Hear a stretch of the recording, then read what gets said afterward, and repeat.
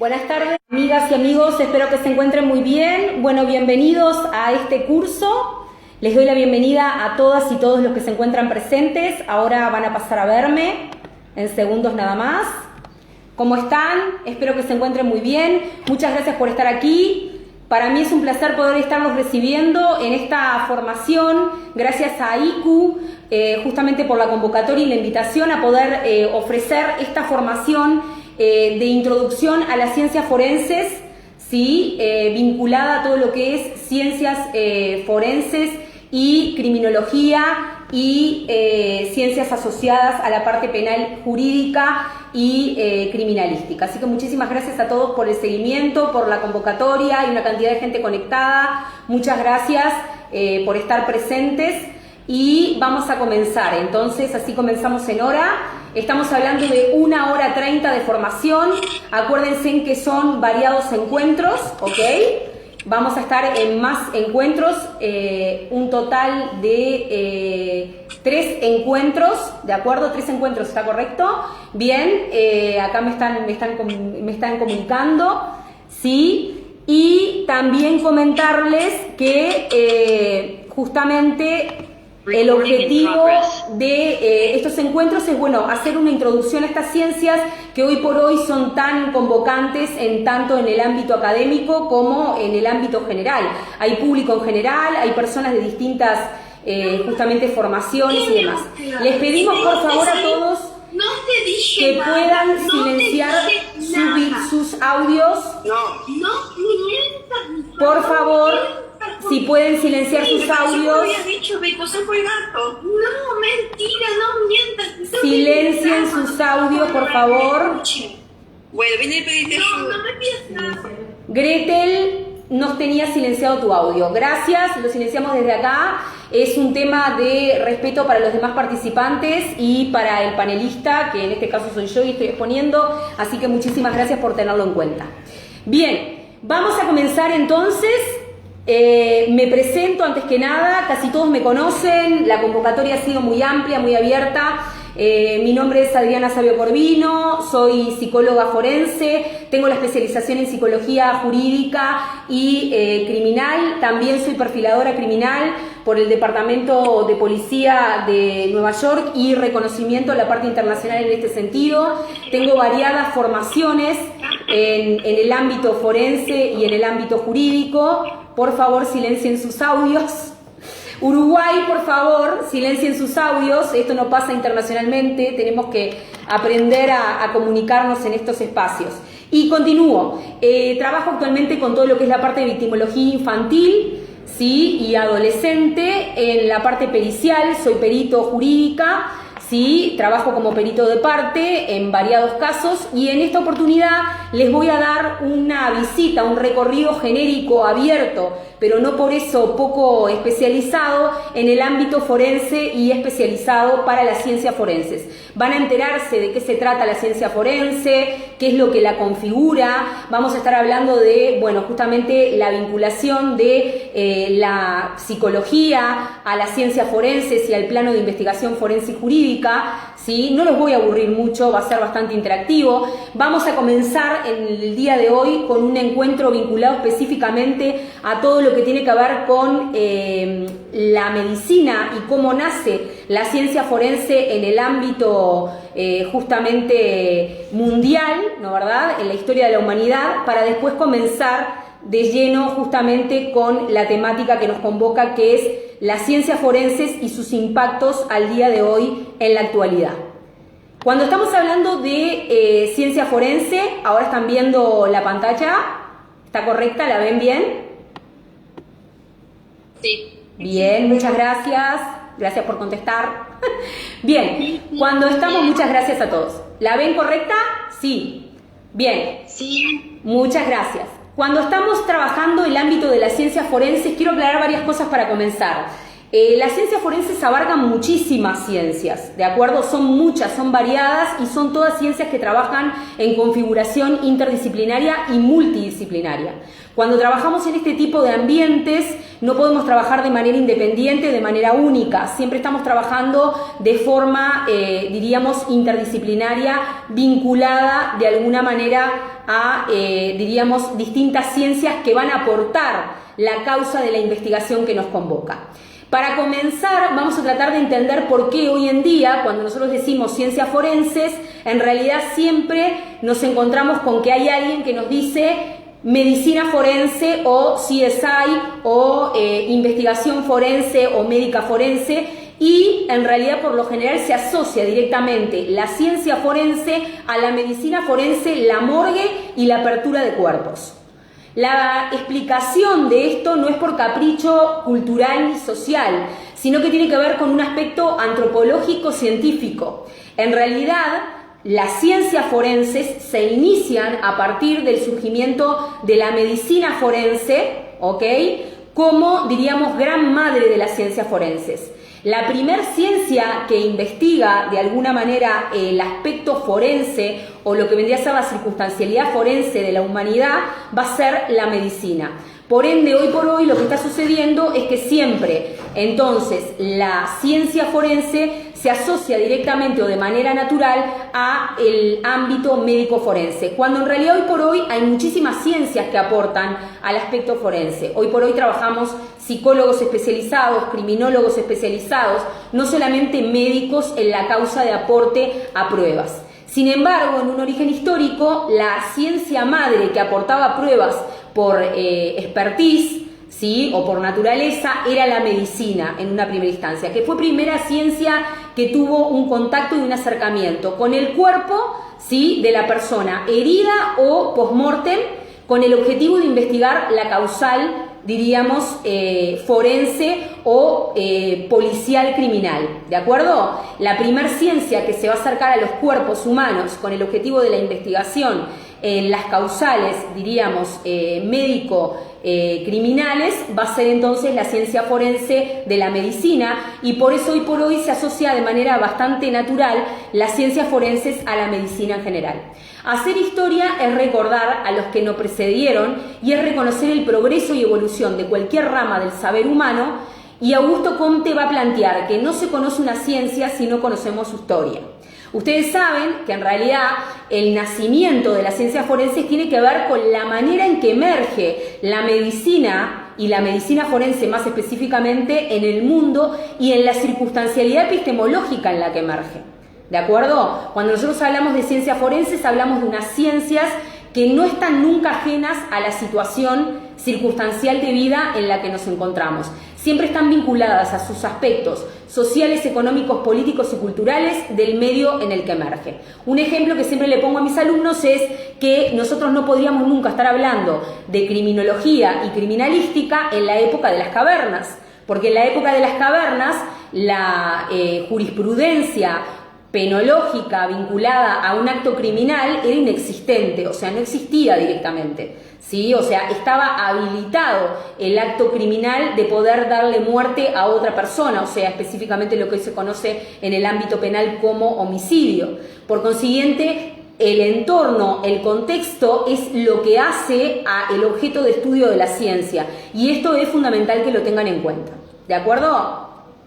El origen universal y en el comienzo fue la medicina, y más específicamente la medicina forense, porque en realidad la primer ciencia que tiene acceso directo al ser humano, ¿sí?, y al contacto de su cuerpo y al poder entender por qué fue lastimado, por qué fue herido, por qué fue dañado, es la medicina. Y por ende, posteriormente va a ser la medicina forense la que le dé información al ámbito jurisprudencial específico para poder entender qué pasó en ese cuerpo. Si hubo, por ejemplo, un altercado en la vía pública, qué pasó en medio de la Edad Media con ese sujeto que apareció muerto, ¿sí?, en el medio de la calle, por ejemplo. O sea, va a tratar de alguna manera de dar explicación a estos aspectos en un contexto de búsqueda. Por favor, apaguen sus micrófonos. Gracias. Así continuamos. Bien. En realidad, ¿qué es lo que analiza la medicina? La medicina, como madre de muchas ciencias, va a analizar 4 parámetros fundamentales y centrales: la vida, la muerte, nada más y nada menos, la salud y la enfermedad. En base a este estudio de estos 4 parámetros centrales que va a estudiar la medicina como madre de casi todas las ciencias, va a hacer que la medicina se transforme justamente en la madre también de las ciencias forenses en el inicio de la era contemporánea en adelante y más. Igualmente estos PPT van a quedar a disposición, o sea que van a poder tener acceso a esta información posteriormente. Es importantísimo poder centrar de alguna manera la identificación de cuáles eran los intereses desde el punto de vista antropológico y médico de los sistemas médicos en ese momento. ¿Qué quiero decir con esto? En la época de las cavernas, al no existir jurisprudencia legal, al no existir sistemas jurídicos que analizaran, por ejemplo, un hecho criminal, era totalmente innecesario que existiera una ciencia como la medicina forense, ¿sí?, que pudiera dar explicaciones o probabilística, diríamos, o prueba fáctica de determinadas circunstancialidades en las que se dio un homicidio o un acto criminal específico. Por ende, como no era necesario, porque tampoco existía un sistema jurídico específico que lo solicitara, si aparecía alguien muerto no se investigaba al respecto, la medicina forense en ese entorno antropológico, en ese entorno epistemológico, era también inexistente e innecesaria y por ende no se investigaba. Comienza a ser necesaria su existencia a partir del surgimiento de las estructuras, diríamos, citarinas, o sea, la configuración de la humanidad en estructuras de ciudades, ¿no, verdad? Cuando nace la ciudad, nace también la jurisprudencia legal que rige a los ciudadanos civiles en el medio donde viven, donde habitan, y por ende ahí van a necesitar nacer por necesidad una ciencia como la medicina forense que aporte información a la parte jurídica, ¿sí?, acerca de, diríamos, cuáles fueron las condiciones médicas y circunstanciales en las que se encontraron, por ejemplo, los heridos o los lesionados en una determinada escena criminal. ¿De acuerdo? Previamente a esto era inexistente todo, esta estructura que se está hablando. ¿Qué es lo que les quiero transmitir con esto? Y esto es muy importante que les quede sin importar la disciplina de la cual ustedes provengan. Que en realidad, nosotros respondemos desde el punto de vista de la ciencia que estudia al hombre en base a las necesidades que surgen en el momento epistemológico en el que nos encontramos.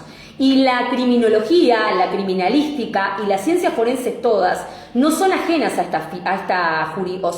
esta ley, diríamos, a este axioma.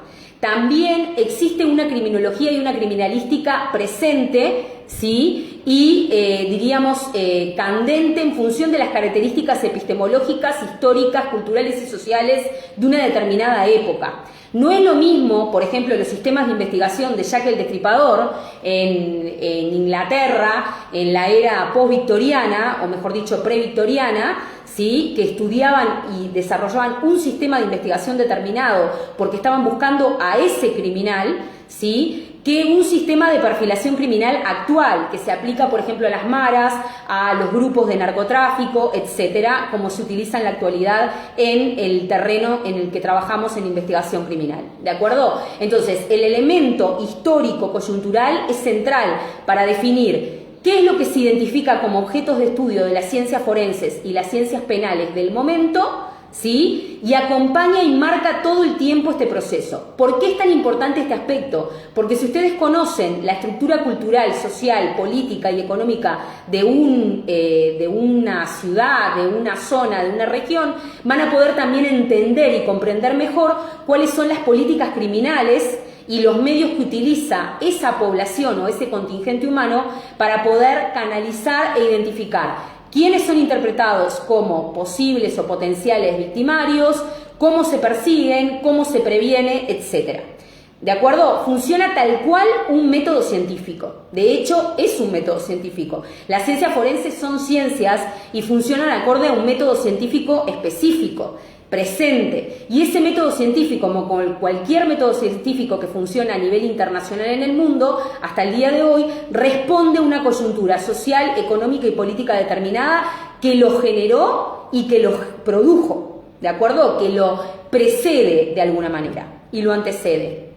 Bien, fíjense, por ejemplo, las asociaciones, si nos vamos a la época antigua, de la medicina vinculada a lo cultural, ¿no? Aquí tenemos, por ejemplo, una semejanza entre Tot, que era el médico de los dioses en el Egipto antiguo, en el 3150 a.C., ¿sí? Y sus semejanzas y sus parecidos con el doctor Pico o el doctor Peste de Roma del siglo XVII, de 1656. Sus parecidos tienen que ver y están asociados a que en realidad la cultura y la antropología cultural del mundo, diríamos, siempre corre a la par del avance científico que se genera. Por consiguiente, la misma imagen que representaba al médico de los dioses en el antiguo Egipto va a, diríamos, a tener un paralelismo, una semejanza con la simbología o lo que se utilizaba como traje para poder entrar a tomar contacto con las áreas enfermas de la peste negra en Roma en 1656, siglo XVII. La enfermedad, el sufrimiento y la muerte, así como la motivación por conservar la salud, son considerados hechos biológicos y sociales universales. A todos nos importa conocer justamente, diríamos, estos motivos.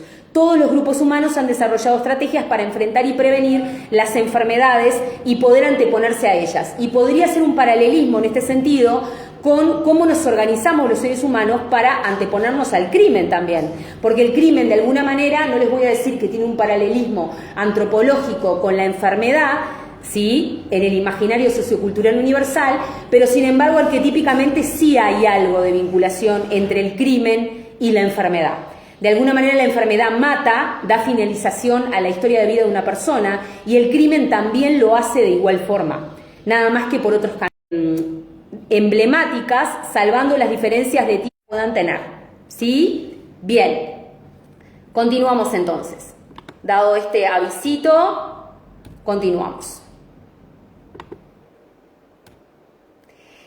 A ver, es muy importante comprender la ontogénesis entonces del fenómeno llamado hecho médico, porque en realidad en el hecho médico, como diríamos prueba fáctica, tenemos diríamos lo que, a ver, las explicaciones o los por qué que han dado nacimiento a las ciencias forenses en general. Todo tiene un origen y la filogénesis humana ha sido estudiada y taxonomizada de una forma determinada que se elaboró en función del fluir histórico y antropológico de la raza humana. ¿Qué quiere decir esto? Que en realidad las primeras líneas que se escribieron acerca de la ciencia forense fueron escritas desde las formas de clasificar, las formas de ordenar, las formas de comprender y las formas de percibir propias de la medicina. Esto también es un elemento no menor. Solo el proceso de historización de los hechos humanos es el que puede orientar en un sentido acertado el orden de prelación de aquellas circunstancialidades biopsicosociales. Este aspecto va acompañado a otro planteo que es muy importante que tengan en cuenta y que todos los que están interesados en seguir el camino de las ciencias forenses lo tienen que poder comprender, que es el siguiente. Es básico entender que si puedo entender las pruebas, diríamos, los indicios, los lineamientos generales que están expresados en la escena del crimen, con la cual el primer contacto va a ser el que tenga el médico forense con esa escena, si puedo comprender esa información, claramente voy a tener una conexión directa y una comunicación directa, ¿sí?, y sine qua non con los factores que generaron el crimen, indujeron a que se generara el crimen, explicarían posiblemente hipótesis acerca de lo que se llamaría la ganancia criminal del victimario o del actor criminal, ¿sí?, y también explicarían las características específicas que presenta la víctima, por qué atrajo desde sus características, desde un lugar victimológico forense al victimario que atrajo y no a otro, etc. ¿Qué quiero decir con esto? Que en realidad el primero que toma contacto con el cuerpo forense, que es el cuerpo físico que se encuentra en la escena, ¿sí?, es el médico forense. Y el médico forense es el que va a recibir un mapa, va a desplegar un mapa de información importantísima, colmada de indicios forenses presentes en el cuerpo de esa víctima. ¿De acuerdo? Y en las características en las que está presente la víctima en esa escena.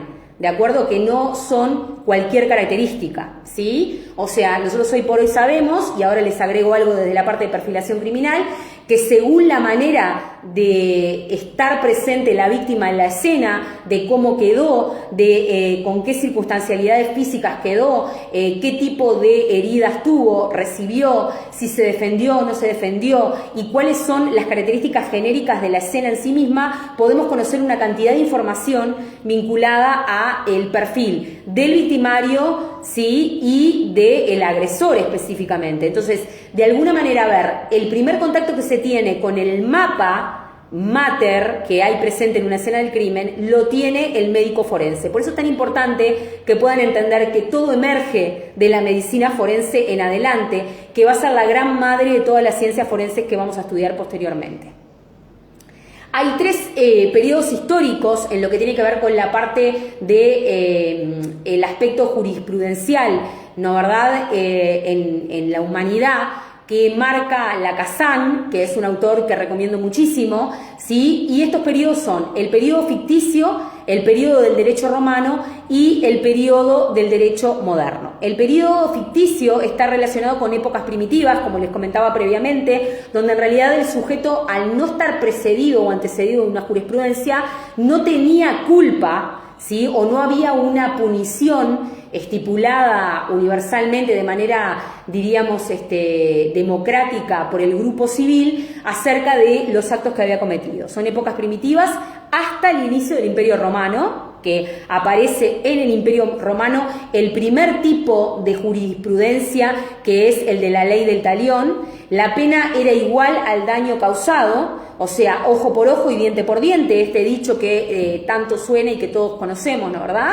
O sea, esta suerte de retaliación se podría llamar desde el punto de vista psicológico o criminológico psicoanalítico, ¿no? Esto de retaliar, ¿no? De volver de la misma manera con el mismo daño que me han generado.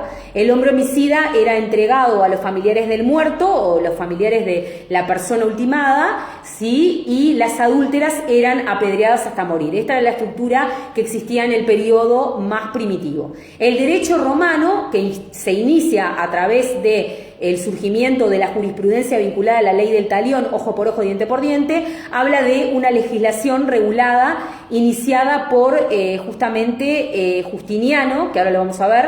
Este hombre era un célebre que hacía campañas contra los vándalos, ¿sí? Y de alguna manera ordena, o sea, hace una taxonomía, un orden en base a determinados criterios que le parecía importante a la sociedad romana de ese momento, de lo que podrían ser axiomas legales en base a los cuales se van a empezar a instaurar para poder dar culpa a las personas que cometen delitos determinados, ¿sí? Hay otro tipo de manifestaciones en el derecho romano. El derecho romano es importantísimo, de hecho es nada más que y nada menos, son dos materias en la carrera de derecho, sí, de primero y segundo año, que llevan 2 años para poder entender todo lo que es la jurisprudencia en el derecho romano, que fue sumamente proactiva y prolífera, ¿no? Y el derecho moderno, que de alguna manera emerge a partir del siglo XVIII en adelante, ¿sí? Y de alguna forma, ¿qué sucede? Los facultativos del orden médico son los que también van a tener un contacto directo o casi directo de manera más explícita con la parte del derecho. Esto es algo que tenía que ver con aspectos hasta circunstanciales de la época. Era muy común en el siglo XVIII encontrar que los médicos también fueran abogados, ¿sí? De hecho, se los llama los 2 doctorados, o sea, el doctor médico o el doctor en medicina y el doctor en derecho. O sea, había una similitud o una hermandad muy directa entre las 2 disciplinas. La medicina, entonces, inicia las ciencias forenses en la historia de la humanidad. Esta obra pictórica que tenemos más abajo, ¿sí?, que están viendo en el presente PPT, es una obra que ahora después vamos a analizar cuáles son sus características, donde no hay ningún tipo de clonación que se le agregó, sino que representa al poder clerical y al poder científico, o mejor dicho, de frente hacia la izquierda el poder científico y hacia la derecha el poder de la religión, y en el medio la presencia de un cráneo que se encuentra totalmente rotado. Es una obra del siglo XVIII, ¿sí? Donde de alguna manera el autor busca explicar que finalmente a partir del siglo XVIII o un poco previamente, ¿no? En adelante se fusiona la ciencia, o el poder de la ciencia científica, valga la redundancia, del método científico, con el poder de la influencia y la sensibilidad frente al sufrimiento humano de la religión. Y conjuntamente van a crear justamente la esencia, diríamos, simbólica o arquetípica de lo que va a generarse posteriormente en ciencias forenses. La gran pregunta que les propongo en esta oportunidad, para irlo haciendo un poco más interactivo, es si siempre fue científica la práctica médica, porque en realidad nosotros nos vamos a encontrar con que los orígenes de la medicina no son totalmente sacrosantos y científicos. O sea, ¿qué quiero decir con esto? ¿Y a dónde los quiero conducir? A que en realidad nosotros, como ciencias forenses a las que pertenecemos, estamos nacidos a partir de una ciencia médica que no siempre emergió de una práctica médica científica. En realidad los orígenes de la medicina son orígenes en base a ciencias apócrifas, a ciencias que en realidad hoy por el método científico están desconocidas. En el 3500 a.C. se realiza en Oriente la primera trepanación en un cráneo de un ser humano, ¿sí? Con sílex, y se cree que el paciente sobrevive en la intervención. Ahí está la muestra antropológica forense. Los actos clínicos existían ya 3500 años antes de Cristo, de la era de Cristo, ¿sí? Y se realizaban con éxito a pesar de las creencias mágicas y religiosas. En el 3000 a.C., en China ya había un gran desarrollo de los elementos empíricos, como por ejemplo la acupuntura y el conocimiento de las partes del cuerpo humano. Esto de la interpretación de las partes del cuerpo humano va a ser justamente los anales o los antecesores científicos de lo que va a desarrollar después la ciencia de justamente la medicina forense, que se aplica en la morgue específicamente con la identificación de las partes físicas del cuerpo. Se fusiona lo somático con lo energético vibracional ya en esa era, ¿sí? Y hoy por hoy nos encontramos con otras ciencias que tienen antecedentes en estos orígenes. El Código de Babilonia, ¿sí?, de Hammurabi, en el 1700 a.C., se encuentra realizado bajo el reinado de Hammurabi, y en él ya existen cláusulas médico-legistas en las que se castiga a los galenos que incumplan con la ley o incurran en malas praxis. O sea, ya en 1700 años antes de Cristo estábamos teniendo jurisprudencia originaria sobre deontología y ética médica. Posteriormente, en el Código Hitita, acerca de los bienes, aparecen aspectos sobre reparar males por daños a las personas físicas y compensaciones legales al respecto. O sea, acá tenemos los antecedentes más primarios, o primitivos, mejor dicho, de justamente todas las ciencias forenses que vamos a estudiar posteriormente. En Egipto la medicina era patrimonio de las castas sacerdotales, o sea que en Egipto en realidad el origen de la medicina está asociado directamente a los principios esotéricos, ¿no? Acá, por ejemplo, están viendo la circuncisión de Saqqara en 1550, ¿sí?, que es un grabado representando una circuncisión en una tumba de Saqqara, ¿sí?, en Egipto. Y después vamos a el 768 al 814 a.C. con, por ejemplo, el emperador Carlomagno. ¿Sí? Los capitularios de dicha corte le exigían a la misma asesoramiento médico-legal en casos de violaciones, bestialidad, divorcios, infanticidios. Y aquí podríamos decir que estamos teniendo uno de los primeros, antecedentes en la historia de la humanidad de lo que vendrían a ser las jurisprudencias, ¿ok?, que instalan, ¿sí?, pena frente a violaciones, infanticidios, divorcios o separaciones de partes, ¿sí?, para justamente con el objetivo de poder tomar decisiones acertadas y coherentes con la sapiencia técnica profesional del supuesto perito de parte en esa época. ¿Quiénes eran los peritos de parte en esa época o los peritos forenses en esa época? Y de aquí viene la palabra foro. Eran nada más y nada menos que estos señores que ustedes están viendo en la imagen de Carlomagno, ¿sí? Rodeando al emperador, que en ese momento era el que potestaba la ley única, o sea, podríamos decir didácticamente que se trataba de que en el emperador se investía o se incorporaba la imagen de un código penal viviente, ¿ok?, de la época, ¿sí? Y todos estos hombres que rodeaban al emperador eran nada más y nada menos que los primeros peritos forenses de la corte. Eran los expertos en determinadas disciplinas, incluyendo la disciplina médica, en poder dar opinión acerca de lo que había que procesar o no, o lo que había que castigar jurídicamente o no, de la circunstancia criminal que se estaba analizando. Aparece también el amicus curiae en Roma. Posteriormente a Carlomagno surgen los amicus curiae. Los amicus curiae va a ser el nombre que se le da justamente a los amigos de la curatoria o los amigos de la ley, ¿sí?, que son los que van a estar asociados con la primer figura de peritos forenses existentes en esa época. Los mismos no tenían cualquier tipo de formación, eran expertos, justamente, o sea, tenían una expertise forense, y aquí ya se comienza a percibir la necesidad de la aparición muy primitiva de una imagen que en la actualidad se asemejaría, salvando las diferencias, a lo que es un perito de oficio o un perito adjunto a la, diríamos, jurisprudencia del juez y del fiscal. La figura del amicus curiae hoy, sí, tiene que ver con que el amicus curiae, que es el amigo de la corte o amigo de la tribuna, es una expresión latina utilizada para referirse a presentaciones realizadas por terceros ajenos a un litigio, que ofrece voluntariamente su opinión frente a algún punto de derecho. Son peritos judiciales de parte, ¿de acuerdo?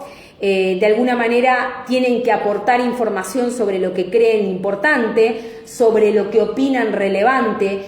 Son sujetos que viven en la realidad civil, coyuntural y concreta, social y cultural del momento. Por consiguiente saben lo que es positivo o lo que no es positivo para los demás integrantes de la sociedad según lo que la ley dictamine frente a la causa criminal. Entonces es muy importante la figura. Por otra parte tenemos también, ¿sí?, el numa popilio, los primeros ordenamientos médicos legales de el Lex Caesaria. El Lex Caesaria es en el 600 a.C., el numa popilio II, rey de Roma, ordena los primeros análisis post-mortem en el caso de que la parturienta, por ejemplo, muriera, y de ahí emerge la cesárea, como se conoce al día de hoy, ¿sí? O sea, a ver, voy a explicar esto. En el 600 a.C. en realidad lo que surge es la habilitación jurídica de poder abrir un cuerpo de una persona viva cuando está por dar a luz y el parto sea complicado por los medios naturales, y poder salvarle la vida a la madre y al menor que están haciendo, ¿ok? Ese acto que se definía como Lex Caesaria es el primer acto médico, ¿sí?, en la humanidad, diríamos, o en la historia de la humanidad, que representa, diríamos, la presencia de la habilitación por parte jurídica de abrir un cuerpo vivo para salvar la vida de dos personas. Tienen que comprenderlo así, porque jurisprudencialmente tiene otra connotación y es un hecho paradigmático de la historia de las ciencias forenses. Dataron justamente esto de los primeros procedimientos médicos legales, similares a muchos otros que van a ser posteriores. Tienen también que entender que en esas épocas había como un gran respeto y un gran temor a tomar contacto con el cuerpo físico del hombre. ¿Por qué? Porque en realidad se consideraba que el cuerpo humano era un templo o una representación divina en la tierra. Entonces, no cualquiera, bajo cualquier tipo de habilitación, podía abrir el cuerpo de otra persona. Había muchísimo inclusive respeto frente a poder abrir el cuerpo de una persona en una instancia criminal, por ejemplo, ¿no, verdad? O sea, porque justamente lo que se estaba cuestionando era si era religiosamente correcto hacerlo o no, en nombre de la investigación criminal y en nombre de la investigación médica legal. Entonces, todos estos aspectos los tienen que tener en cuenta porque es el nacimiento de las ciencias forenses en el mundo, ¿no, verdad? O sea, son sus antecedentes, justamente. En el 450 a.C., las 12 tablas de los códigos decemviros legales es el antecedente más brillante y representativo de los actuales códigos legales. Estamos hablando del 450 a.C.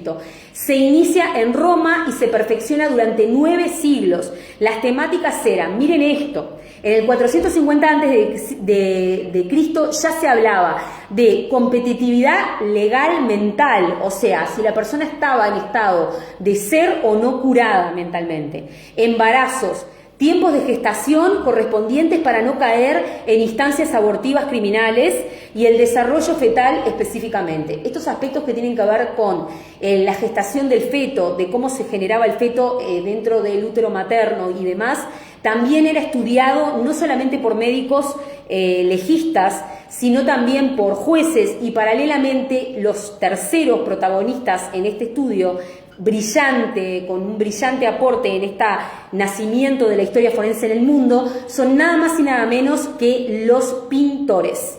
Porque, por ejemplo, y lo vamos a ver más adelante, Leonardo da Vinci es uno de los primeros en poder justamente instalar, diríamos, el estudio, ¿ok?, de los procesos evolutivos del feto dentro del útero materno, ¿sí?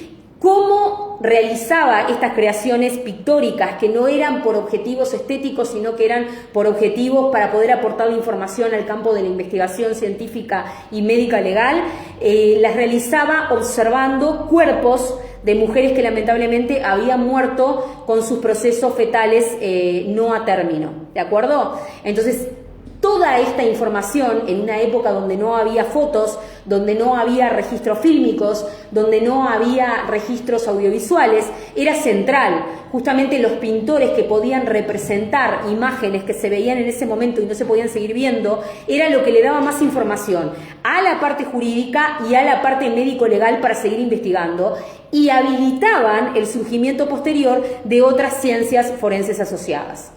En el 138 a.C. al 78, ya nos vamos acercando a nuestra era, aparece el Lex Cornelia de Sula, que obligaba a que todas las mujeres que ejercían la prostitución debían ser vigiladas en su proceso de gestación, ¿sí? Y los nacimientos debían estar supervisados por comadronas que acompañaran el proceso. O sea, había también, comenzaba a haber, diríamos, el nacimiento de leyes que obligaban a que, diríamos, las mujeres, por ejemplo, que ejercían la prostitución, estuvieran orientadas y prevenidas también para no perder sus vidas en este proceso. O sea, una protección de todos los integrantes civiles de la comunidad, ¿no? ¿Verdad? No solamente de aquellos que ejercían tareas bien vistas culturalmente, sino de todas las personas que ejercían otro tipo de tareas. La medicina tradicional de corte occidental, que actualmente practicamos, tiene sus orígenes entonces en el desarrollo científico de la cultura griega. Esta separó los hechos científicos en base a la observación y los diferencia de los fenómenos religiosos. Podríamos decir que la cuna, esto siempre quise decirlo toda mi vida desde que era estudiante, la cuna del pensamiento occidental es el nacimiento de la ideología y el pensamiento justamente griego o de la cultura griega en Occidente. Podríamos decir que la ciencia, tal cual la conocemos hoy, tiene su verdadero origen como tal, como ciencia, en la cuna de la cultura griega, ¿sí? O sea, o greco-egea, ¿de acuerdo? Esto separó los hechos científicos en base a la observación y los diferenció de los fenómenos religiosos. Los griegos son los primeros en separar pensamiento religioso de ciencia, ¿ok?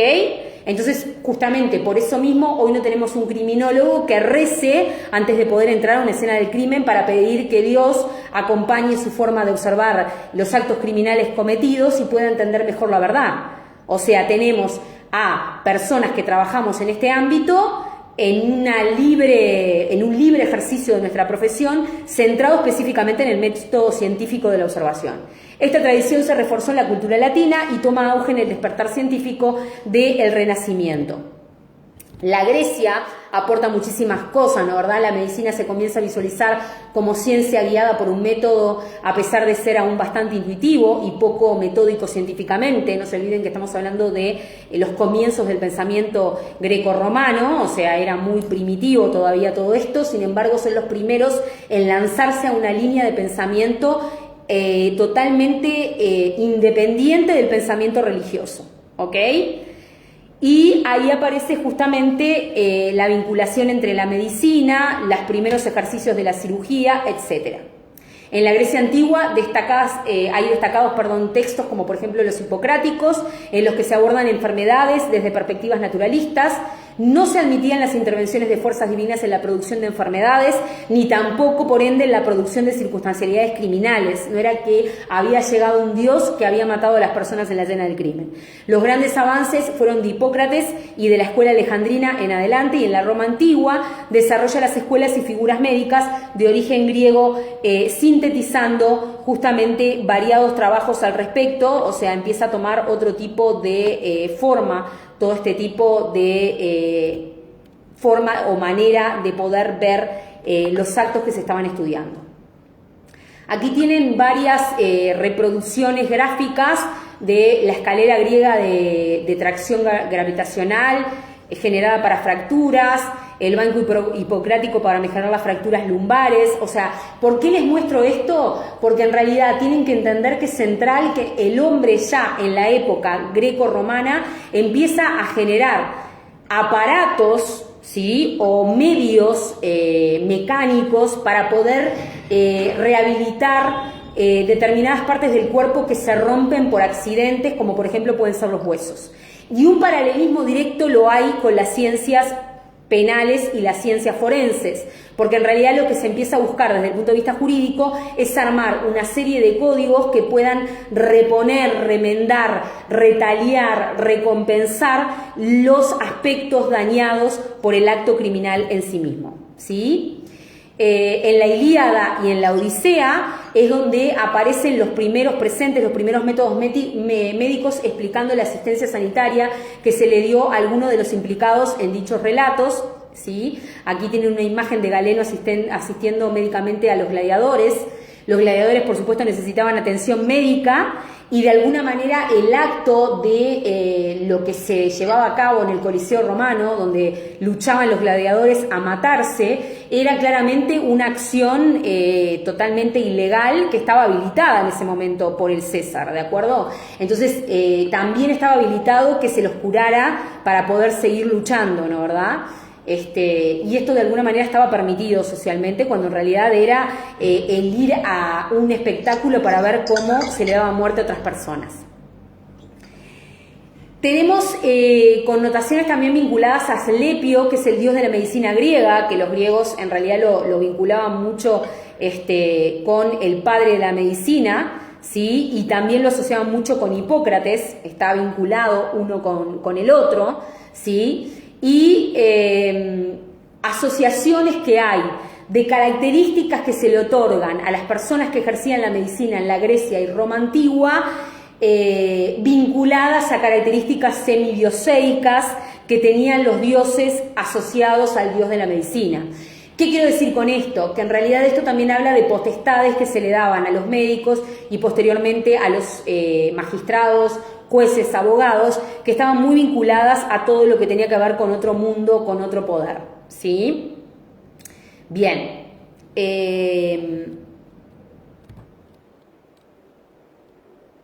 Hay toda una vinculación que después la pueden ver, esto es algo mucho más profundo, con el báculo de Moisés, porque en realidad el báculo de Moisés es el símbolo de la medicina tradicional que conocemos al día de hoy, y no deja de ser el báculo o la vara de Asclepio, que es el dios de la medicina griego, ¿sí? Y está asociado, bueno, justamente a la capacidad de la serpiente enrollada en el báculo a poder resucitar a los muertos, ¿sí? Y a su afán de curar o remendar aquello que fue dañado, en estos casos por el acto criminal a través de la medicina forense jurídica, y en ese entonces por la enfermedad o por cualquier otro tipo de circunstancia que dañara la existencia normal de las personas. En el siglo III a.C. aparece la similia similius curatur, que los semejantes se curan con los semejantes, y aparece el concepto de que la enfermedad es producida por los semejantes, y por los semejantes que la suministran el paciente evoluciona de la enfermedad a la salud, ¿sí? A ver, esto está asociado directamente a un pensamiento que arrastramos al día de hoy en las ciencias forenses, que tiene que ver con que en la escena del crimen, ¿sí?, el victimario va a dejar huellas en su víctima que respondan a las características que él tiene como victimario. O sea, nos curamos con lo que nos generó el mal, de alguna manera. Esto es un principio médico que aparece justamente ya en el siglo III a.C., ¿sí? Y que es arrastrado por la medicina forense y hoy por hoy inoculado desde la medicina forense a las ciencias forenses, y hoy por hoy está presente como axioma científico en, por ejemplo, las ciencias de la perfilación criminal sin ningún problema. Les puedo dar 1000 ejemplos que los vamos a poder ver con casos reales de asesinos en serie, donde van a entender el similia similibus curantur, ¿tá? Que es el concepto, diríamos, de Hipócrates que se maneja en ese momento, ¿no? ¿Verdad? Bien, vamos a pasar. También hay antecedentes muy interesantes en todo lo que tiene que ver con esta era, desde Hipócrates en adelante, con por ejemplo la teoría de los 4 humores, ¿no, verdad? Que es una teoría que nada más y nada menos que viene a ser la teoría científica originaria que se antepone a los planteamientos lombrosianos acerca de las características de las personas según el tipo de rictus y fisonomía facial que se encuentren, ¿verdad? Vinculado en el pasado, justamente antiguo, al fuego, al agua, a la tierra y al aire. Ellos planteaban que en realidad si la persona estaba vinculada más a los aspectos de aire, tenía una asociación directa con la bilis y era amarilla, a los aspectos del fuego una persona mucho más fogosa, cálida y se manejaba más cortantemente. La tierra hablaba de bilis y el agua hablaba de una personalidad mucho más flemática. La teoría de los 4 humores es el antecedente, diríamos, científico de la perfilación criminal que se conoce al día de hoy, nada más y nada menos, porque en realidad va a ser el antecedente científico de Lombroso cuando haga su teoría sobre las fisonomías criminales, o sea, o los rostros del crimen. Según el rostro que tenemos son las predisposiciones criminales que podemos cometer, ¿sí? Lo vamos a ver también en Garófalo, en sus ciencias criminológicas, que después lo vamos a observar, ¿sí? Y también lo vamos a ver posteriormente en la actualidad asociado a la perfilación criminal toda, ¿no, verdad? Según el tipo de personalidad que la persona tiene, es el tipo de acto criminal que puede pasar a cometer en función de esta personalidad o en función de esta impulsividad interna que contenga. Los griegos en realidad asociaban esa impulsividad a los 4 elementos de la naturaleza. Había gente que estaba vinculada al aire, que era mucho más volátil, gente que estaba vinculada al fuego, que era mucho más explosiva, gente vinculada a la tierra, que era mucho más calmada, pero cuando podía reaccionar era mucho más premeditatoria, y gente vinculada al agua, que era mucho más llevable, con una estructura yoica mucho más lábil, mucho más dócil, ¿no, verdad? Bien. Hoy por hoy se vuelve otra vez, de alguna manera, según Gaemi Nasir, de la Universidad de Harvard, en el 2007 plantea que los médicos referentes al día de hoy exhortan a los practicantes a volver al modelo de primero el paciente como ser humano y luego la causa física, ¿no, verdad? Esto también es importante, porque en realidad, ¿qué pasa? En un origen, las ciencias forenses toman contacto con el occiso o el cadáver en la escena a través de la medicina forense. Y en esa circunstancialidad científica, primero era la medicina y después pasa a ser el lexus, ¿no? O sea, la legalidad, ¿de acuerdo? Pero en esta era que estamos viviendo actualmente se da vuelta nuevamente esa díada y la jurisprudencia pasa a tomar primer lugar y posteriormente la medicina. Si bien la medicina legal es fundamental para la investigación criminal en las escenas y para ofrecer datos a las ciencias forenses de investigación, la jurisprudencia es la que lleva la voz cantante de lo que hay que hacer, cómo hacerlo, en qué orden y con qué emergencia se necesitan determinadas circunstancialidades a ser investigadas. La era alejandrina del 300 a.C. habla de un Alejandro Magno, entonces, que va a tardar poco tiempo en tornar la capital de referencia cultural de todo al Mediterráneo y también transforma el Mediterráneo como el ámbito o la cuna del nacimiento de la medicina. Y acá nos encontramos del 100 al 44 a.C. con el antistius del primer autopsia por causas criminales, que es el caso de Julio César. Del 100 al 44 a.C. emerge en esa imagen que están viendo del ágora justamente la investigación a través de los amigos Curiaes de la causa de muerte de Julio César, que vendría a ser el primer caso histórico en la historia de la ciencia forense que se investiga en un ámbito pericial acerca de cuáles son las opiniones de cuál fue la causa de muerte, cuál fue la data de muerte, cuál fue el porqué o la ganancia criminal, etc. Tras el asesinato del César, su cuerpo se expone en el foro y Anticitus realiza las pruebas pertinentes para constatar de forma científica la causa de muerte en ese mismo foro. Ahí emerge la presencia de justamente los primeros forenses, que son los experticios involucrados en poder sacar conjeturas en base a la observación y ofrecérselas al jurado legal. Se indaga y se llega a la conclusión que de las 23 puñaladas recibidas, sola una fue mortal, y también se interpreta que había causal de venganza, que es, diríamos, una pauta axiomática jurisprudencial que se determina y sigue funcionando al día de hoy, que a partir de la segunda puñalada en adelante, siempre que la razón de muerte sea por arma blanca y por puñaladas, es venganza o expresión vengativa de la acción repetida en tiempo repetido y reiterado, ¿de acuerdo? Para que vean que en realidad estamos hablando de que esto surge nada más y nada menos que en el 100 antes de Cristo. Bueno, tenemos a Glauco de Tarentio, ¿sí?, en el primero antes de Cristo, que plantea los principios de la medicina basada en la evidencia, y con Glauco tenemos el nacimiento de, diríamos, formalmente la medicina legal o jurisprudencial, donde la medicina desarrolla un área especializada basada específicamente en recabar evidencia empírica, científica, médica, para poder dar explicación a los crímenes que se investigan, ¿sí? La medicina romana podríamos decir que fue una aproximación prematura a la medicina factual o a la medicina forense basada en datos científicos, o medicina basada en medios probabilísticos o pruebas. ¿De acuerdo?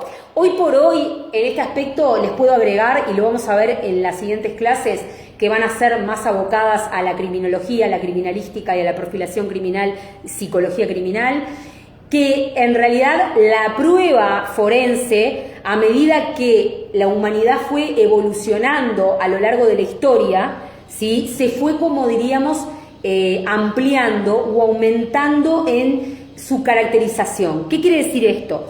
Esto significa que en un origen muy primitivo, las únicas pruebas que se consideraban pruebas fácticas forenses eran las médicas. Hoy, por más que no tengan causabilidad material, las pruebas psíquicas o las pruebas de daño moral y psíquico también son pruebas que se consideran y se toman en cuenta en el ámbito jurídico y forense, ¿de acuerdo? Por ejemplo, si estamos hablando de abuso sexual infantil o de maltrato infantil o de abusos varios o de acoso moral o de acoso laboral, ahí nos encontramos con una serie de pruebas que no por no estar basadas en fundamentos específicos centrados en lo material, dejan su capacidad probística, ¿de acuerdo? Siguen funcionando como pruebas plenas para el ejercicio y la aplicación de la jurisprudencia. Esto también lo tienen que saber, porque si no es como que se van a quedar en las ciencias forenses de la era antes de Cristo,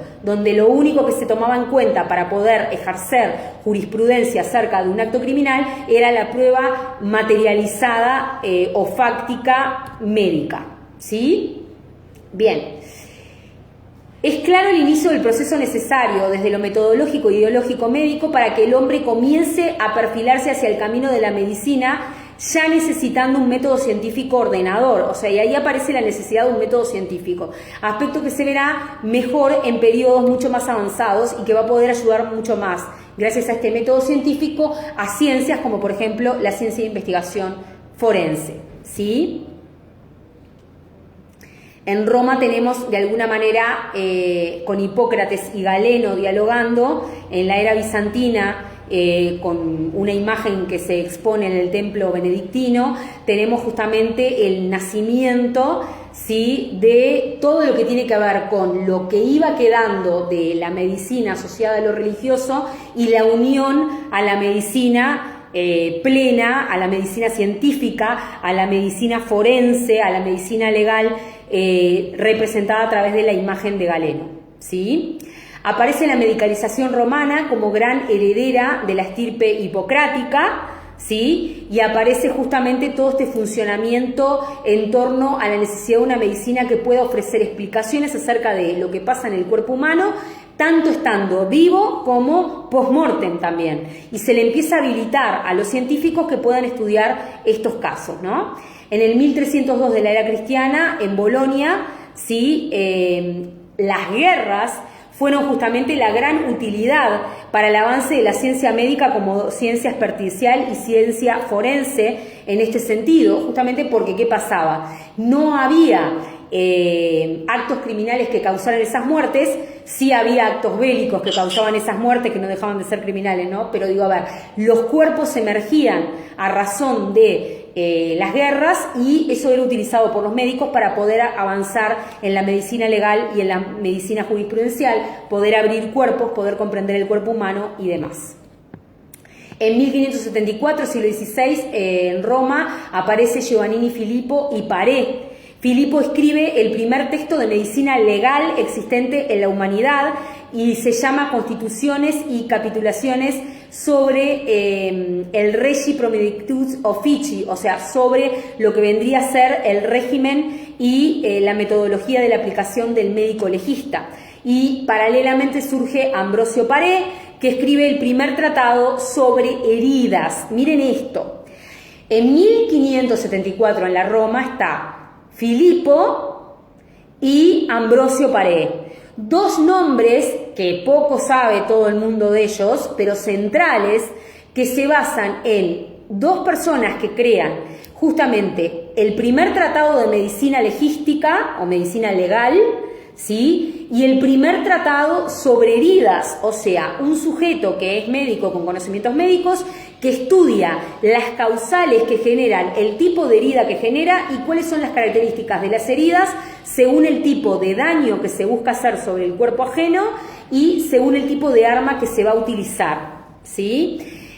Justamente él escribe el De rapport des et mangens de Amoureux, le corps de los muertos, o sea, el primer tratado sobre heridas estudiadas sobre cuerpos de personas muertas, ¿sí? Estamos hablando del siglo XVI. Ambrosio Paré habla de justamente su conocimiento centrado en la cirugía y la anatomía humana, y acá los que están viendo la vinculación por Zoom están viendo el PPT y ven las imágenes que se dibujaban del cuerpo en ese momento y cómo el hombre trataba de entender qué había por debajo o detrás de la piel y cómo funcionaba el organismo cuando se encontraba vivo y cómo dejaba de funcionar cuando se encontraba muerto. Esta información fue nodal para que las ciencias forenses al día de hoy existan.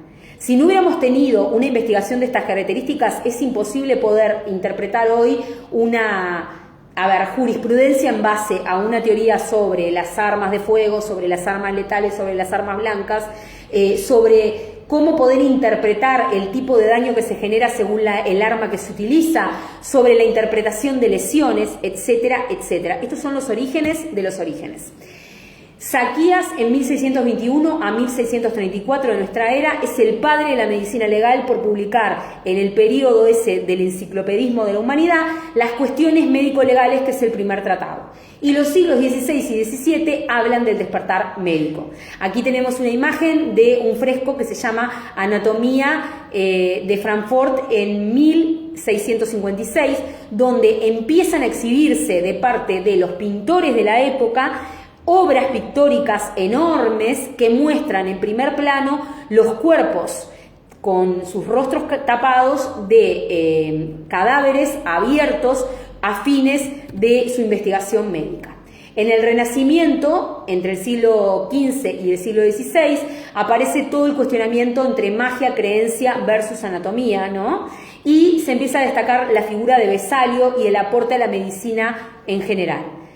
¿Cuál es nuestro cuerpo a sanar? ¿El concreto, el tangible o el espiritual? ¿Cuál es el cuerpo que se cuida desde el punto de vista jurisprudencial? ¿El cuerpo médico, el cuerpo físico médico o el cuerpo moral? ¿Y qué vinculaciones tiene el cuerpo moral con los aspectos religiosos también? ¿Entienden? O sea, empiezan a surgir todo este tipo de cuestionamientos que se los puedo ofrecer porque yo tengo también la formación en la parte de justamente ciencias filosóficas. Entonces, digo, tienen que ver con problemas filosóficos que se debatió en la humanidad para tener hoy en día el método científico que tenemos de estudio de las ciencias forenses. Aquí tenemos grabados de la época y también resaltar que en ese momento surge la figura de los barberos. Esa imagen que ustedes ven en las barberías al día de hoy que se pusieron de moda nuevamente, de esa especie de cilindro que gira con 3 colores, está asociado a un dispositivo que representaba en el siglo XVII diríamos, el aviso de que en el lugar donde se encontraba el barbero que tuviera ese dispositivo en la puerta, era un barbero que estaba habilitado para ejercer algún tipo de acto médico permitido, como por ejemplo sacar balas, hacer determinadas sangrías de piernas cuando había problemas de circulación y demás. Por eso ese cilindro que gira en las puertas de las barberías al día de hoy, que tiene el color rojo, representa la posibilidad de acción del barbero en un pasado histórico, ¿no verdad?, de su capacidad de poder actuar en determinadas causas criminales, sacando balas, haciendo determinadas curaciones que involucraran el uso o la presencia de sangre y demás. O sea, el barbero también vendría a ser como la representación del primer enfermero a nivel social antropológico en la historia de la humanidad forense, de alguna manera, para llamarlo de alguna forma. Y aparecen los primeros grabados con el concepto de la representación de la anatomía en terreno científico. Nace la anatomía moderna y uno de los representantes primarios de la anatomía moderna y los que de alguna manera le ofreció toda la información más rica en estructura anatómica, cuerpos y demás a la medicina legal fue nada más y nada menos que Leonardo da Vinci. También nos encontramos con traducciones de obras de Galeno y la presencia de Günther, que fue el primer alemán que tipificó el uso también de herramientas o la creación de determinadas herramientas o instrumentales específicos para poder utilizar en el contacto o en la aplicación de determinadas heridas mortales o no en el cuerpo anatómico del ser humano. Esto también vendría a ser todos como ciencias auxiliares que acompañan a todo este nacimiento de las ciencias forenses en general. Cospi, que es hace el primer tratado de policía científica en 1646, va a hablar justamente sobre las lesiones, los instrumentales utilizados en el ámbito de la mesa médico-forense para poder investigar la causa criminal y demás. Muy bien. Quiero fijarme cómo estamos de hora. Aparece entonces la nueva ciencia, ¿sí? Y tenemos, por ende, en ese mismo momento, en esa misma época, en 1642, la obra que están viendo los que están conectados por Zoom, de Rembrandt, la clase de anatomía del doctor Tulp, que es una obra paradigmática, una obra pictórica paradigmática, que como le explicaba, en ese momento los pintores tenían la función de, diríamos, documentar de alguna manera los actos médicos forenses y lo que se permitía mostrar a la humanidad toda y lo que no. Dicha obra se realiza poco tiempo después que el poder legal eclesiástico y su dominio sobre el cuerpo del hombre entrara al conflicto con el poder médico, ¿sí?, que pedía los cuerpos para analizar y avanzar en su saber y control sobre el mismo. En ese mismo momento en Europa estaba sucediendo de que la medicina luchaba todavía con los últimos esterticios que tenía la religión ortodoxa de no permitir los cuerpos para que fueran utilizados para su estudio debidamente correspondiente en el ámbito médico legal. En esta obra de la clase de anatomía del doctor Tulp, que pueden buscarla en internet o en cualquier medio para ver de qué se trata, nos encontramos a muchos integrantes de esa época estudiando un cuerpo en una sala médico-forense, ¿sí?, que se encuentra abierto de manos del forense justamente, y uno de los integrantes mira a las personas que miran la obra, o sea, como una habilitación social de que está permitido poder abrir cuerpos en nombre de la medicina legal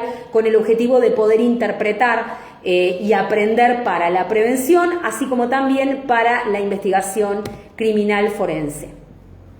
Esta es una obra pictórica muy significativa de todo este proceso histórico antropológico que estamos analizando en las ciencias forenses, ¿verdad? También nos vamos a encontrar con Holbein, ¿sí?, que pinta la imagen que les mostré en un principio de los embajadores, donde nos encontramos a el poder eclesiástico versus el poder científico, y en el medio la presencia de un cráneo que está representando la necesidad de la ciencia de estudiar por el bien mayor del ser humano, ¿verdad? Y ya pasamos a la educación de la medicina legal de alguna manera en el siglo XVII, donde en varias universidades se empieza a practicar el estudio de la medicina legal.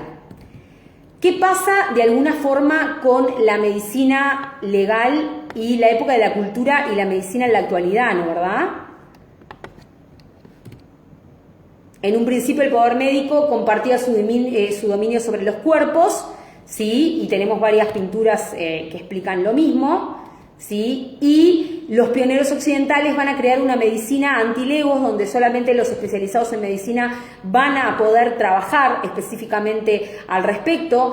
¿Qué quiero decir con esto? Que ahí justamente con el nacimiento de la medicina legal contemporánea se corta esta generación o estos antecedentes de que cualquier persona con formaciones variadas podía ejercer conocimientos de la medicina legal, y solamente se centraliza en la figura del médico forense o el médico legista, ¿no, verdad?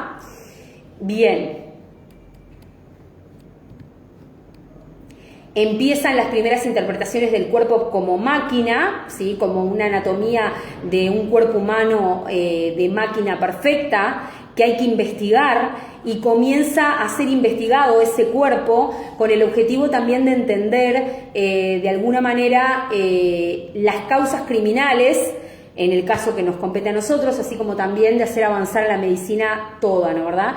En 1539, un juez de Padua, interesado en los trabajos de Vesalio, que es el primero que hace el tratado sobre el cuerpo humano visto como cuerpo humano, hizo que se le facilitasen los cadáveres de los criminales ejecutados para la disección, y esto le permite al autor por primera vez mejorar sus diagramas anatómicos para que otras personas sigan estudiando al respecto. Por supuesto que son padres de la ciencia forense sin lugar a dudas, ¿no, verdad?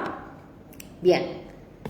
Hay revoluciones conceptuales en la historia de la medicina durante el Renacimiento que también se van a determinar. Hay revolución anatómica, quirúrgica, fisiológica, microscópica, revoluciones patológicas, etc. Y en 1892, ya en nuestra era, se crea la ley que organiza la medicina en el mundo, y con ella se asegura el derecho monopólico a curar. La ley institucionalizó la legitimidad social de la medicina como sanadora. Con ello se instituyen parlamentarias las especializaciones médicas y se las naturaliza legalmente, ¿sí? ¿Qué pasa paralelamente con las influencias de esta medicina en el terreno que ahora vamos a entrar directamente de las ciencias forenses específicas? Aparecen figuras como Fortunato Fedele, ¿sí?, que de alguna manera habla sobre todo lo que son, por primera vez, las simulaciones o las premeditaciones de la mente humana en la historia de la humanidad.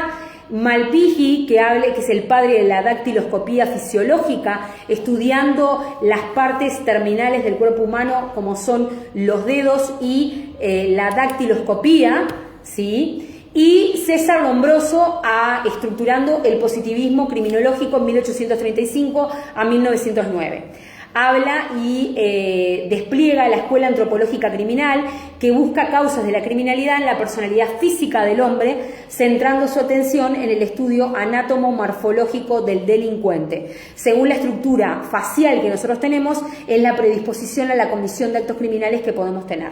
La obra entera de la ley no es más que un mecanismo a favor de abogados y magistrados, decía Lombroso. Tenemos a Enrique Ferri en 1882, que va a ser discípulo de Lombroso, que crea en 1912 en Italia un instituto de criminalística en la Universidad de Roma y lo dirige. Pugnó a favor de que Italia tuviera su código penal de corte positiva y una escuela de medicina legal con aplicación en la criminalística. Son los primeros padres de las ciencias forenses de la humanidad. Garofalo, en 1851 al 34, es precursor de la criminología y va a explicar que el delito natural es una lesión de aquella parte de los sentimientos altruistas fundamentales de piedad o probidad en la medida media en que son poseídos por una comunidad y que es indispensable para la adaptación del individuo a la sociedad. En otras palabras, cuando Garofalo habla de delito natural, se está refiriendo específicamente a que delito natural es todo atentado contra las buenas costumbres que se consideren buenas costumbres por el entorno cultural, social, político y vivencial y antropológico de la comunidad de la cual emerge la jurisprudencia que lo va a castigar como acto punitivo. Las obras de Garofalo van a ser de 1885, estudios recientes sobre la penalidad, criminología, y va a hablar de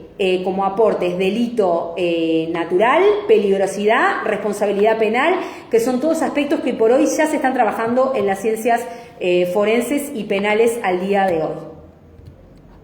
La medicina forense, también denominada medicina legal, es la especialidad médica entonces que engloba toda actividad relacionada con el Poder Judicial y estudia aspectos médicos derivados de la práctica diaria de los tribunales de justicia. El médico especialista en el área recibe el nombre de médico legista, ¿sí?, en latín legis o forense, ¿sí? Y en la medicina legal, como madre de las ciencias forenses, tenemos el surgimiento de la medicina, las ciencias médico-sociales con orientación de salud y prevención social, la medicina forense específicamente, y vendría a ser la medicina forense como madre de todas las ciencias forenses posteriores que van a venir a continuidad. ¿Qué es lo que sucede con el proceso de la multiplicación de ciencias especializadas? Que a medida que el ser humano se va complejizando en la historia de la humanidad, antropológica, social, política y culturalmente, se necesitan más subciencias para poder analizar más específicamente determinados fenómenos específicos que las ciencias originarias no estudiaban.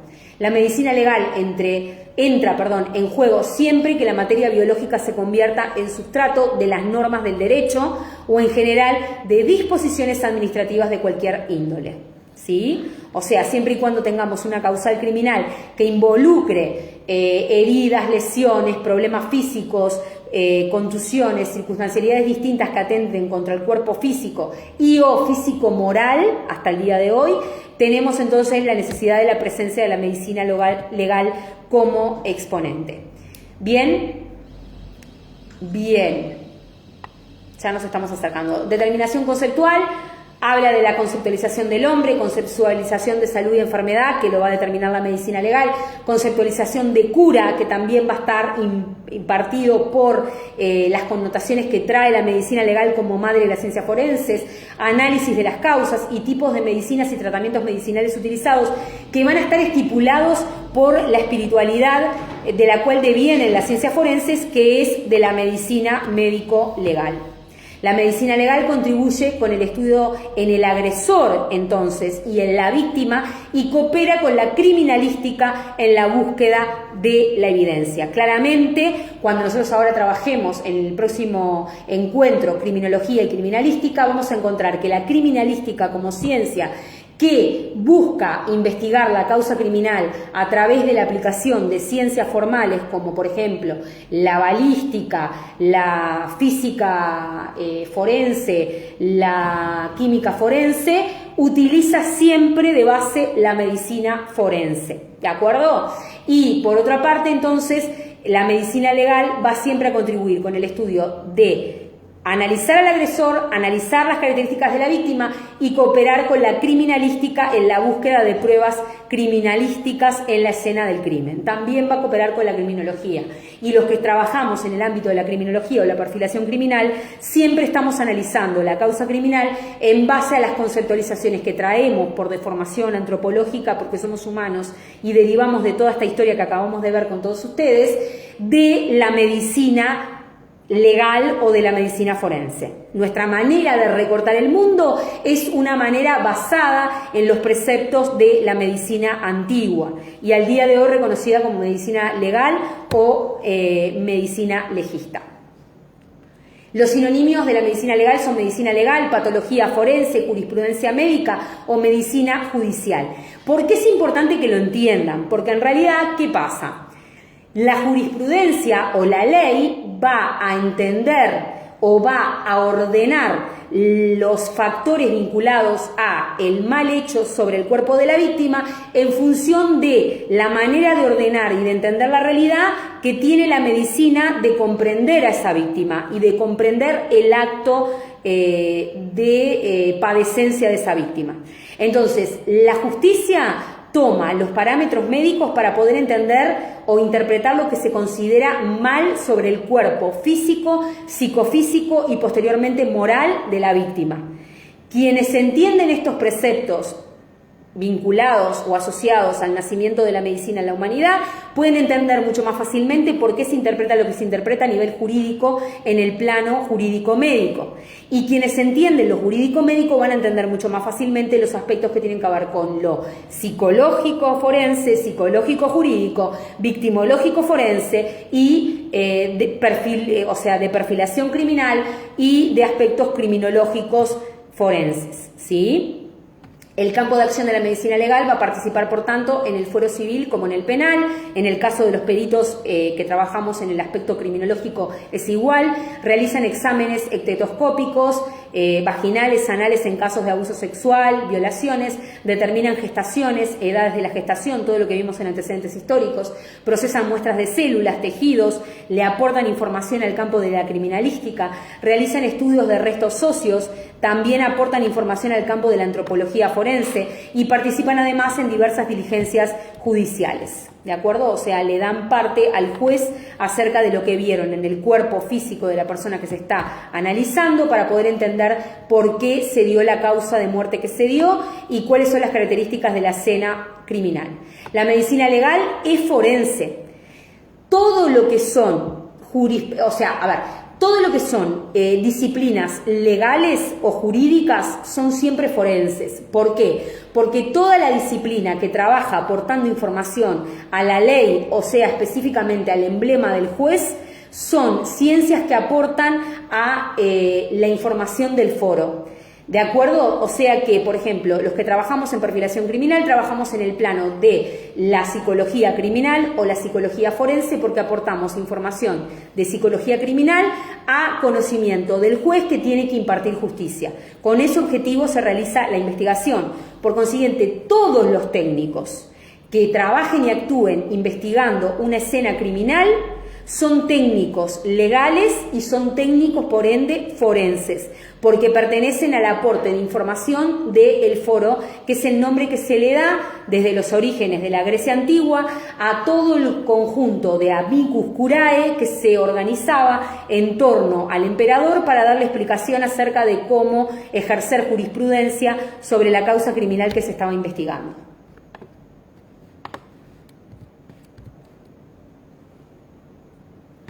Bien, ya estamos terminando. Hay una estructura del proceso penal y la fusión a las ciencias forenses es muy importante también del proceso penal, porque ¿qué pasa? El cómo nacieron las ciencias forenses a partir de la medicina legal habla también de cómo el proceso penal como estructura interpreta el acto criminal, ¿sí? Porque hay mucho de eso presente, ¿sí? Desde el punto de vista forense específicamente, el proceso penal implica empezar por la recepción de la noticia criminal, la vinculación mediante indagatoria de autores y partícipes, la definición de la situación jurídica, ¿sí? La práctica de pruebas, el cierre de la investigación, los alegatos de los sujetos procesales, la acusación, la audiencia preparatoria, las pruebas en el juicio, la audiencia de juzgamiento y la sentencia.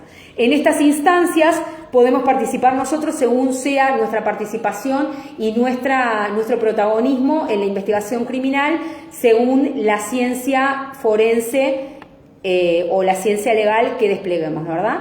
La medicina legal latinoamericana también tiene su importancia, ¿sí? y durante muchos años hemos vivido un colonialismo científico, porque miren que, a ver, ¿qué quiero decir con esto? No todas, si bien estamos todos regidos bajo el nacimiento de la medicina legal como madre de todas las ciencias forenses, no todo el proceso del nacimiento de las ciencias forenses fue igual. En Latinoamérica tuvo sus especificaciones, ¿no? O sea, sus aspectos únicos según cada país, ¿no, verdad? Entonces eso también tiene que ver con la presencia de características de la cultura en la que emerge este tipo de ciencias. En Uruguay, los peritajes médicos forenses de 1724 a 1883 tenían especificaciones únicas, ¿sí? Había atribuciones de jueces específicas.